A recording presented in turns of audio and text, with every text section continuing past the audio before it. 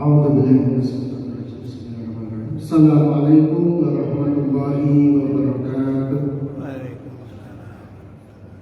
Innal hamdalillah nahmaduhu wa nasta'inuhu wa nastaghfiruhu wa na'udzu billahi min shururi anfusina wa min sayyiati a'malina.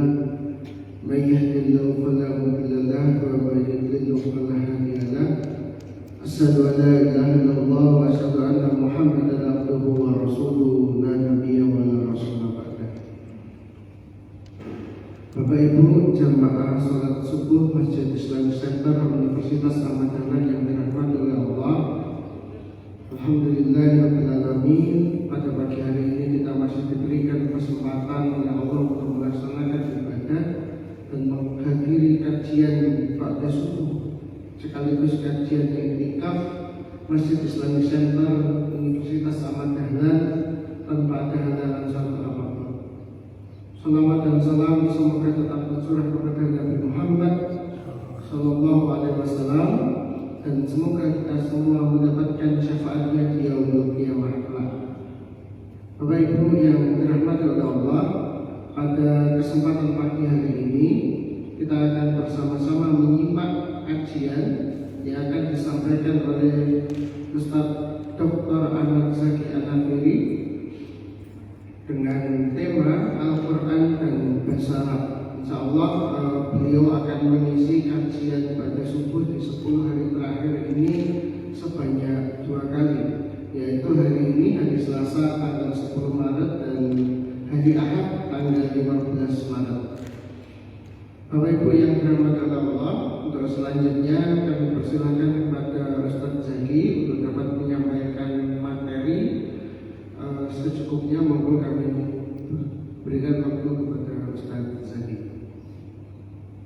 Assalamualaikum warahmatullahi wabarakatuh. Alhamdulillah adada khalqihi wa ridha nafsihi wa zinata arshihi wa midada kalimatihi.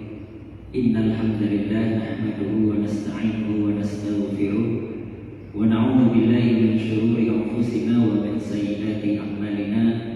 May yahdihillahu fala mudilla lahu wa may yudlil fala hadiya lahu. Asyhadu an la ilaha illallah wa asyhadu anna Muhammadan abduhu wa rasuluh. Allahumma shalli ala nabiyyina Muhammad wa ala alihi wa ashabihi wa man tabi'ahu bi ihsanin ila yaumiddin. Ibu bapak jamaah salat subuh Masjid Islamic Center Universitas Ahmad Dahlan yang dirahmati Allah, pertama-tama marilah kita meluangkan waktu sejenak untuk bersyukur kepada Allah Subhanahu wa taala atas segala karunia, anugerah dan limpahan nikmat kepada kita, baik berupa nikmat iman dan Islam serta nikmat kesehatan, sehingga pada hari ke-21 di bulan Ramadan ini kita masih mampu melaksanakan sholat subuh berjamaah dan juga sebagian tadi malam sudah melaksanakan i'tikaf. Salawat salam tercurah terlimpah kepada Nabi besar Nabi Muhammad SAW. Semoga kita mendapatkan syafaat beliau di hari akhir kelak. Ibu bapak yang dirahmati Allah, bulan Ramadan bulannya Al-Quran. Setidaknya kita berangkat dari 2 nas dalam Al-Quran. A'udzubillahi minasyaitonirrajim. Syahrul Ramadan alladzi unzila fihi al-Qur'anu hudan lin-nasi wa bayyinatin minal huda wal furqan. Bulan Ramadan yang di dalamnya diturunkan Al-Quran menjadi petunjuk bagi manusia, wabayinat dan penjelasan-penjelasan bagi petunjuk itu dan pembeda. Dalil yang lain Bapak Ibu sekalian, a'udzubillahi minasyaitonirrajim. Inna anzalnahu fi lailatul qadar. Sungguh kami telah turunkan. Kalau di dalam ayat pertama memang tidak menyebutkan secara eksplisit diksi Al-Quran, tapi menggunakan dhamir hu, yaitu adalah Al-Quran. Sungguh kami telah turunkan Al-Quran pada malam Al-Qadar. Sehingga Bapak Ibu sekalian, kita atau mayoritas ulama meyakini bahwa Al-Quran pertama kali diturunkan di bulan Ramadan. Memang tanggalnya berbeda-beda pendapat.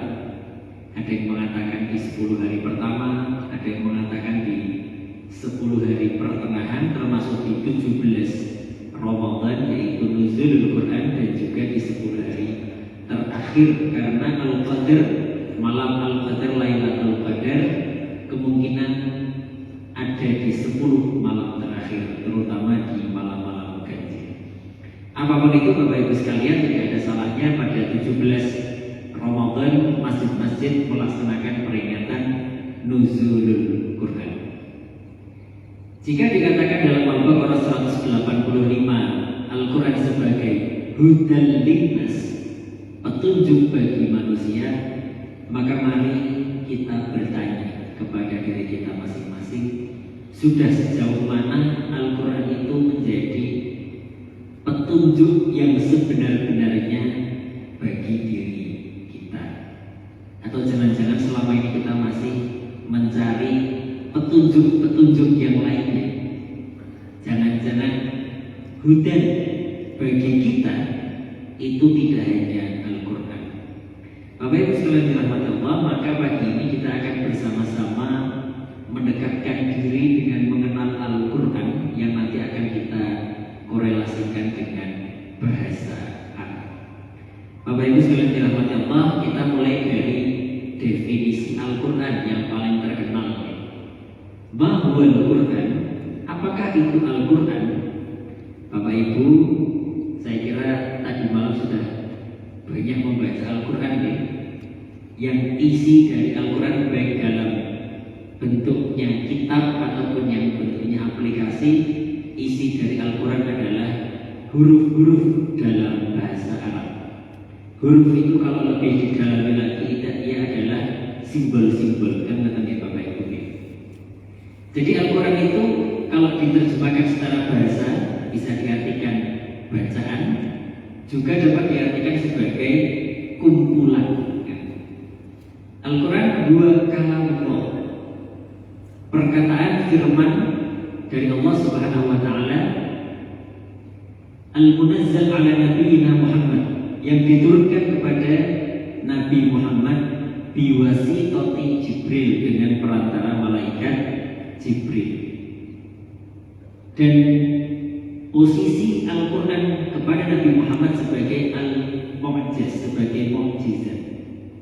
Kemudian al-manqul ilaina bitawatur, proses perpindahannya yang dia sampai ke tangan kita dalam bentuk kitab itu prosesnya semuanya mutawatir, terpercaya, sahih. Artinya apa yang diterima oleh Nabi Muhammad SAW 14 abad yang lalu itu sama persis dengan yang kita baca hari ini, Bapak Ibu sekalian. Al-muta'abbad bitilawati, dengan membacanya, Bapak Ibu ini membaca Al-Quran itu merupakan proses ta'abbud, proses penghambaan diri, atau yang kita sebut dengan proses peribadatan. Artinya ketika kita membaca Al-Quran, baca saja itu sudah bagian dari ibadah. Bapak Ibu sekalian dirahmati Allah, maka pada pagi ini saya lanjutkan setelah kita mengenal Al-Quran lebih dekat, kita korelasikan dengan bahasa Arab. Bapak Ibu sekalian, dalam satu hari lebih banyak ngomong bahasa Jawa, Indonesia, atau bahasa Arab. Kalau orang yang banyak diam, apalagi ya kita lagi melaksanakan itikaf, Bapak Ibu. Definisi itikaf yang disampaikan Ustaz Andi tadi malam, apa? Itikaf adalah berdiam diri. Memang harus banyak diamnya. Jangan sampai malah banyak ngobrolnya, kan gitu ya. Karena itikaf definisinya berdiam diri. Ketika kita berdiam diri, kita isi dengan peribadatan. Salah satunya dengan melaksanakan sholat, dengan membaca Al-Quran. Nah, kalau seharian kita nggak ngobrol, kita malah lebih banyak mendengar dan melafalkan dalam bahasa Arab. Kita tadi bangun tidur, Bapak Ibu sekalian, membaca doa. Kenapa Bapak Ibu doa bangun tidur? Allahumma barik lana. Ustaz itu baru tahu Rasulullah memberikan berkah. Alhamdulillahilladzi ahyana ba'dama amatana wa ilaihi nusyur. Bapak Ibu sekalian, kalau kita pahami ayat ini secara mendalam, mohon maaf, doa ini secara mendalam, ini maknanya dalam sekali. Bapak Ibu kalau bangun tidur, apa yang dirasakan? Ada perasaan lega, terutama yang sudah usia-usia 80-90 itu bangun tidur, alhamdulillah masih diberi kehidupan oleh Allah. Dan memang doa kita itu alhamdulillahilladzi ahyana, segala puji bagi Allah yang telah menghidupkanku ba'dama amatana, setelah mematikanmu. Jadi kalau kita bangun tidur itu rasa-rasanya diberi kehidupan lagi. Ini sesuai dengan yang disampaikan Rasulullah saat dakwah secara terang-terangan di Mekah. Ya ayyuhan nas, wahai manusia, la tamutunna kama tanamun, kalian nanti akan mati seperti kalian tertidur. Wala tub'atsunna kama tastayqidun, dan kalian akan dibangkitkan seperti kalian bangun tidur. Jadi Rasulullah itu memberi gambaran paling simpel. Mati itu rasanya kayak tidur. Ketika kita tidur, kita sadar atau tidak Bapak Ibu? Bapak-bapak ini kalau tidur ngorok apa mboten? Mboten, tahu dari mana? Kan enggak sadar ya. Lebih tepat kalau tanya istrinya, Ibu, suaminya ngorok apa mboten? Oh, ngorok Mas. Nah, itu betul, sahih. Karena yang mendengar yang tidak tidur kan seperti itu. Oke. Jadi ini doa yang kalau kita dalami ternyata maknanya luar biasa. Bercermin. Bercermin itu bahasa Jawanya ngilu, ngocok, ngilu. Ibu-ibu sama bapak-bapak yang lebih sering bercermin, sinten? Lebih sering ibu-ibu nggih. Kalau bercermin itu agak lama, kan? Nopo ajeng pengajian bercermin dulu, begesan rumiyin nganggo lipstik Hana Suwi gitu. Kalau Ustaz kertas rutin pengantar istri beli lipstik. Oke. Ketika kita bercermin, kita membaca doa Allahumma kama hassanta khalqi fa hassin khulqi. Ya Allah, sebagaimana Engkau memperindah wajahku ini. Jadi Bapak Ibu sekalian, kita itu diciptakan dalam bentuk yang sebaik-baiknya. Yang bapak-bapak itu ganteng-ganteng, yang ibu-ibu itu cantik-cantik. Karena kita diciptakan dalam bentuk yang sebaik-baiknya. Fahassin khuluqi, dan perbaikilah akhlakku. Nah, Bapak Ibu sekalian dirahmati Allah, jadi sejatinya kita dengan bahasa Arab itu sangat dekat dan lekat sekali. Ini kalau Bapak Ibu lihat gurun pasir ini, itu kan seringkali kalau kita mendengar istilah bahasa Arab ingatnya gurun pasir ini. Padahal sekarang itu pelafal atau penutur bahasa Arab di seluruh dunia itu tidak semuanya hidup di gurun pasir, benar ya? Negara-negara Arab adalah negara-negara yang berbicara dengan bahasa Arab. Contoh Dubai, apa Dubai seperti ini? Kan benar ya? Sudah maju berkembang besar. Inna anzalnahu Qur'anan Arabiyyan la'allakum ta'qilun. Sesungguhnya kami turunkan Al-Quran dalam bahasa Arab agar kalian dapat memahaminya. Surat Yusuf ayat 2. Menurut tafsir Ibnu Katsir, karena bahasa Arab adalah bahasa yang paling fasih, jelas, luas, dan paling banyak pengungkapan makna yang dapat menenangkan jiwa. Oleh karena itu, kitab yang paling mulia ini, yaitu Al-Quran, diturunkan dengan bahasa yang paling mulia, yaitu bahasa Arab. Salah satu keistimewaan bahasa Arab, Bapak Ibu sekalian, adalah memiliki kosakata yang jumlahnya cukup besar. 2024 lalu, pas Pilpres, ada calon presiden punya program kerja menambah kosakata bahasa Indonesia. Itu kalau program seperti itu kira-kira rakyatnya dukung apa buatan? Kira-kira buatan ya? Buat apa nambah kosakata? Tapi bagi orang yang memahami itu sudah miskin secara ekonomi, miskin pula secara kosakata. Indonesia itu, bahasa Indonesia kalau tidak salah sekitar 100.000 sampai 200.000 kosakata jumlahnya. Bahasa Inggris sekitar 750.000 sampai 2 juta kosakata. Bahasa Arab menurut penelitian paling minim saja, paling sedikit, itu kosakatanya jumlahnya 12 juta sampai 25 juta kosakata dalam bahasa Arab. Artinya itu pun bahasa Indonesia banyak menarik dari bahasa Arab ya Bapak Ibu sekalian. Banyak bahasa atau kosakata serapan. Jadi itulah salah satu keistimewaan dari bahasa Arab yang digunakan untuk menggambarkan atau menyampaikan wahyu. Bahasa Arab ini kan menjadi wadah ekspresi Al-Quran yang kita sebut dengan wi'a'ul Quran atau wadah dari ekspresi wahyu kalamullah. Allah memilih ya. Ini dari ayat ini saja sudah kelihatan jelas bahwa Allah dengan sengaja memilih bahasa Arab. Inna anzalnahu Qur'anan Arabiyyan. Pada ayat yang lain, nazala bihi ruhul ladzi ala qalbika litakuna minal munzirin bilisanin arabiyyin mubin. Surat Asy-Syu'ara. Turun malaikat Jibril, kemudian litakuna minal munzirin, turun kepadamu menyampaikan kepada hatimu agar kau menjadi orang-orang yang memberi peringatan dengan bahasa Arab yang jelas. Menurut Ibnu Taimiyah, sesungguhnya ketika Allah menurunkan kitabnya dan menjadikan Rasulnya sebagai penyampai risalah Alkitab dan Al-Hikmah, As-Sunnah, serta menjadikan generasi awal agama ini berkomunikasi dengan bahasa Arab, maka tidak ada jalan lain dalam memahami dan mengetahui ajaran Islam kecuali dengan bahasa Arab.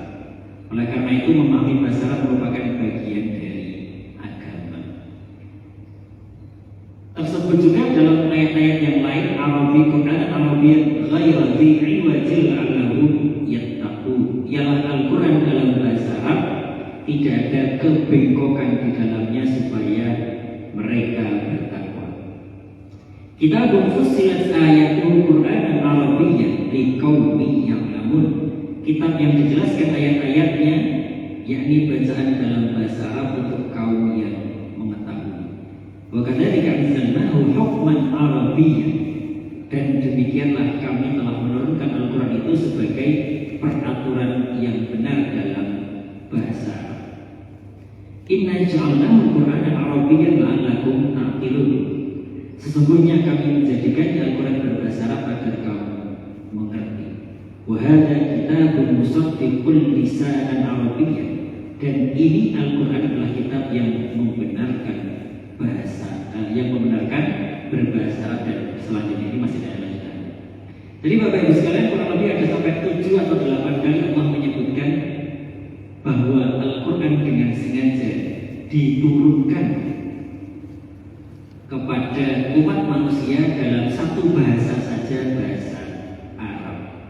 Dan yang membuat bahasa Arab ini semakin istimewa Bapak Ibu sekalian, atau Al-Quran semakin istimewa, adalah ketika dalam perlombaan tilawah, misal di Qatar, perlombaan tilawah atau membaca Al-Quran atau hafalan, itu yang menang itu malah negara-negara yang tidak berbahasa Arab, termasuk Indonesia. Yang menang dalam lomba tilawah di Qatar itu asal misal orang Jombang, lahirnya dia kan tidak langsung ngomong bahasa Arab, bahasa ibunya bahasa Jawa, bahasa keduanya bahasa Indonesia, baru mungkin bahasa ketiganya bahasa Arab. Tapi dengan begitu mudahnya kita bisa menghafal Al-Quran yang itu notabene bukan bahasa kita. Kita ini Bapak Ibu sekalian, teks bahasa Indonesia malah banyak nggak hafal. Kalau saya memberi Bapak Ibu sekalian satu buku bahasa Indonesia, tolong dihafal, itu malah susah hafal. Tapi kalau Al-Quran, begitu mudahnya kita bisa menghafal. Itulah bagian dari keistimewaan Al-Quran. Bapak Ibu sekalian dirahmati Allah, kemudian ada satu ayat yang mana memiliki makna yang diyakini oleh Prof. Quraisyihab tidak bisa diterjemahkan dengan begitu saja dalam bahasa Indonesia, yaitu satu ayat wa hurun 'ain.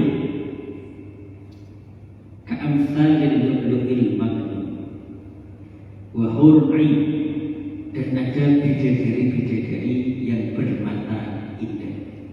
Ka'amsalil lu'lu'il maknun, laksana mutiara yang tersimpan baik.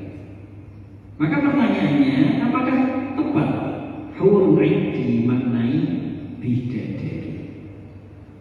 Bapak-bapak, jika saya sebut kata bidadari yang terbesit dalam pikiran bapak-bapak, tadi seorang perempuan yang cantik gitu ya, kulitnya putih, punya sayap gitu ya, bisa terbang ya. Padahal kalau kita bicara tentang kecantikan tidak mesti kulitnya putih, karena kalau di Afrika sana, laki-laki di Nigeria sana kalau ditanya lebih cantik perempuan kulit hitam atau kulit putih, kulit hitam bagi mereka. Lalu jika dimaknai bidadari, para muslimah nanti ketika di surga mendapat apa? Kan ya? Nah, Bapak Ibu sekalian, ini merupakan contoh keterbatasan kosakata kita, kosakata dalam bahasa Indonesia. Menurut Prof. Presida, hurun ain jika dibedah lebih dalam, hur itu artinya bebas, ain itu artinya mata. Jadi bentuk matanya itu bebas. Artinya apa Bapak Ibu? Ketika kita di surga nanti, kita akan ditemani oleh sesosok makhluk, yang makhluk itu sesuai dengan selera kita masing-masing. Gitu. Kalau di suatu suku ada yang meyakini perempuan dengan leher panjang itu cantik. Gitu. Di suku yang lain ada yang mengatakan perempuan dengan kaki yang kecil sekali itu makin cantik. Nah itu kan berarti definisi kecantikan itu beda-beda di setiap mata manusia, seperti itu. Nah, jadi hurun ain itu bisa makhluk yang bentuknya apa saja, yang penting sesuai dengan keinginan seorang manusia. Jika kedua kata ini dipisah, maka menjadi hur yang bermakna bebas dan ain yang bermakna mata. Maka dapat dimaknai bahwa hur ini adalah yang bermata bebas. Orang yang masuk surga akan ditemani oleh makhluk yang memiliki mata bebas sesuai dengan keinginan setiap muslim atau muslimah. Ini sedikit gambaran Bapak Ibu sekalian bagaimana Al-Quran itu secara diksi. Kalau kita breakdown sebelumnya kan memang dulu Bapak Ibu sekalian Al-Quran itu diyakini isi atau konteksnya saja kala itu. Karena ketika itu ayat turun berdasarkan kejadian para sahabat, pengikut Rasulullah, tabi'in itu fokusnya langsung mengamalkan isinya. Nah, tapi hingga suatu saat ada orang-orang yang memiliki paham sesat, yaitu disebut dengan paham as-sarfah atau as-sirfah.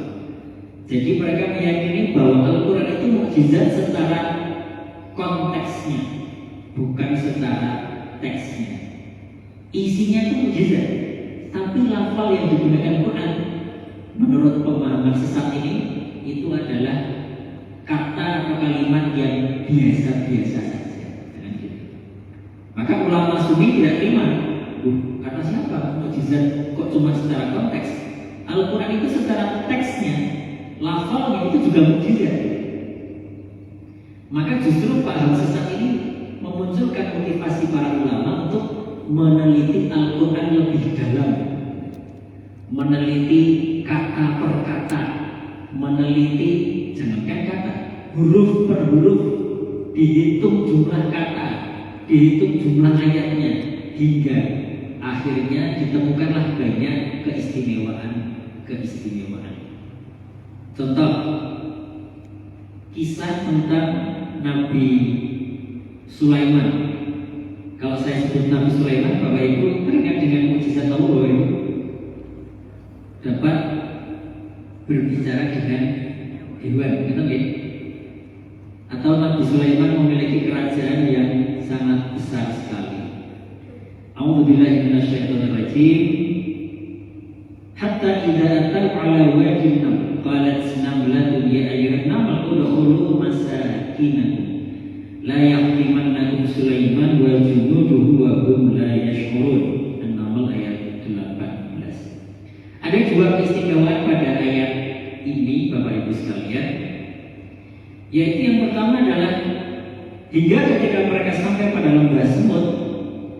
pasukan Nabi tadi bersama orang-orang yang berkuda tadi sampai ke lembah semut, maka berkatalah seekor semut. An-namlu itu artinya semut ya Bapak Ibu. Tapi di sini dikatakan qalat namlatun, berkatalah seekor semut. Tapi kalau dalam bahasa Arab, kalau ada tunnya di belakang itu kan artinya muannats atau perempuan. Berarti semut yang betina. Bapak Ibu bisa bedakan semut jantan dan betina? Gak kelihatan ya? Kalau kambing itu masih kelihatan. Tapi kalau semut yang jantan betina kok susah. Saking susahnya para peneliti hewan itu tidak mencari hewan pamun dan alat kelaminnya, tapi hanya berdasarkan gerak-gerik dan karakternya. Nah, setelah diteliti oleh para peneliti hewan tadi, ternyata memang pemimpinnya semut itu seorang betina. Kok seekor betina. Jadi dalam Al-Quran dikatakan qalat namlatun, ini menjadi tepat sekali. Karena semut itu memiliki ratu, pemimpinnya seekor betina. Qalat namlatun ya ayyuhan naml, wahai para semut-semut, udkhulu masakinakum, masuklah kalian ke dalam rumah-rumah kalian, sarang-sarang kalian. La yahtimannakum Sulaiman wa junud, sehingga Nabi Sulaiman dan tentaranya tidak akan la yahtimanna. Ini adalah keistimewaan Al-Quran yang kedua Bapak Ibu. Yahtim di sini hatoma memang dalam kamus banyak arti, tapi salah satu arti yang diyakini oleh para ulama yaitu yahtim di sini artinya adalah memecah. Masuklah wahai semut-semut ke dalam sarang-sarang rumah-rumah agar Nabi Sulaiman dan tentaranya itu nanti pas melewati kita tidak memecahkan kita. Nah, Bapak Ibu sekalian, ternyata setelah diteliti dan penelitian termutakhir abad ini, kan gitu, semut itu memang jika diteliti tubuhnya itu bentuk tubuh atau apa, susunan tubuhnya itu memang seperti kaca yang dikurai gitu nih Bapak Ibu. Jadi susunan tubuhnya semut itu seperti halnya kaca. Maka benar saja Al-Quran menggunakan diksi yahtimanna agar nanti Sulaiman kalau lewat sini itu tidak memecahkan tubuh kita. Jadi ini merupakan bagian dari keistimewaan Al-Quran yang arahnya ke isyarat ilmiah. Nah, dan kitab-kitab ulama yang membahas tentang keistimewaan Al-Quran secara teks itu sudah banyak sekali.